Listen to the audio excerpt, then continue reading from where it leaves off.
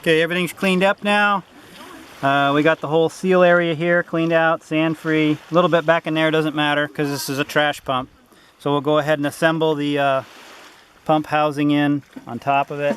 We're going to gently work our way in here and then get everything aligned. There we go.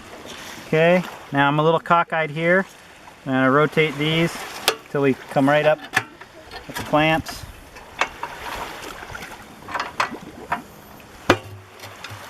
There we go.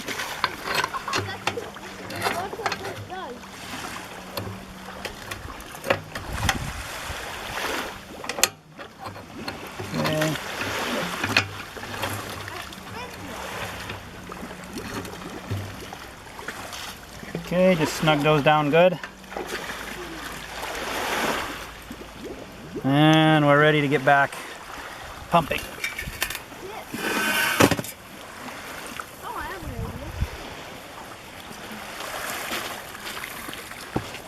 So it worked out to show that.